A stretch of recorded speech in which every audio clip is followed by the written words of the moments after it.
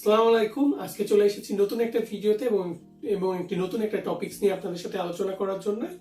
আজকের টপিক হচ্ছে ইউকেতে আসার জন্য আমি যে প্রিপারেশন শুরু করেছিলাম এবং প্রিপারেশন শেষ করার পরে যখন ভিসা পেয়ে গেলাম তখন নতুন একটা চ্যালেঞ্জ আমার সামনে চলে আসলো যে আমি তখন ডলার কিনতে পারছিলাম না, পাউন্ড কিনতে পারছিলাম না। সো এইটা আসলে এবং পাউন্ড কেনার সময় আপনাদের যেই সতর্কতা অবলম্বন করা উচিত সেটা নিয়ে আজকে আলোচনা করব। এখন গত সেপ্টেম্বর মাসে 2022-এ একটা ইউকেতে নোটগুলো কিন্তু চেঞ্জ হয়ে গিয়েছে। আগে যেটা ছিল ওদের কাগজের নোট ছিল, বাট বর্তমানে হচ্ছে ওদের পলিমার নোট চালু করেছে। বাট বাংলাদেশে এখনো পর্যন্ত অনেক মানি এক্সচেঞ্জে কিন্তু পলিমার নোট না দিয়ে আপনাকে কাগজের নোট দিয়ে দিতে পারে। ইভেন আমার সাথেও এটা হয়েছিল, আমাকে কাগজের নোটটা প্রোভাইড করা হয়েছিল, যেটা কিন্তু ইউকেতে এখন চলবে না, বা আনলে আপনি বিভিন্ন ধরনের সমস্যায় পড়তে পারেন, বা এটা ব্যাংকে দৌড়াদৌড়ি করা লাগতে পারে নোটটা চেঞ্জ করতে, বা আদেও চেঞ্জ করা সম্ভব হবে না, এরকমও হতে পারে। সো পলিমার নোটটা কি অ্যাকচুয়ালি? পলিমার নোটটা হচ্ছে সিম্পলি যদি আমি বোঝাই, সেটা হচ্ছে প্লাস্টিকের নোট, বা আমাদের বাংলাদেশে আগে যেটা 10 টাকার একটা প্লাস্টিকের নোট আমরা ইউজ করতাম, এটা বেশ মনে হয় 10-15 বছর আগে। তো ওই অ্যাকচুয়ালি ইউকের সব নোটই এখন হচ্ছে পলিমার নোট বা প্লাস্টিকের নোট। কোনো ধরনের কোনো কাগজের নোট নাই। কয়েন আছে বাট কোনো ধরনের কোনো কাগজের নোট নাই।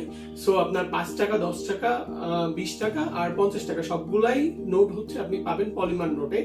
আর ইউকেতে 50 টাকার বেশি বড় কোনো নোট হয় না। হাইয়েস্ট নোট হচ্ছে 50 পাউন্ড এবং সর্বনিম্ন হচ্ছে 5 পাউন্ডের নোট। আর এর বাইরে হচ্ছে আপনি কয়েন পাবেন অনেকগুলা। বাট চেষ্টা করবেন যে বড় বড় নোটগুলো কেনার, যখন মানি এক্সচেঞ্জের থেকে আপনারা পারচেস করবেন নোট। আর আরেকটা জিনিস যেটা মাথায় রাখবেন, অবশ্যই যেন কোনো ধরনের কোনো কাগজের নোট আপনারা পারচেস না করেন।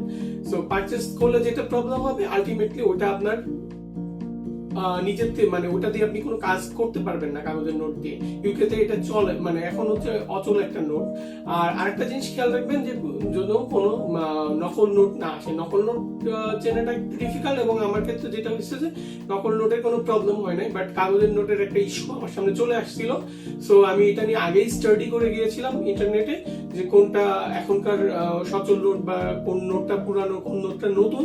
সো আপনারা এই জিনিসটা দেখে যাবেন, এবং আমি আমার কমেন্ট সেকশনে নতুন নোট এবং পুরানো নোটের একটা ছবি পোস্ট করে রাখবো ফার্স্ট কমেন্টে।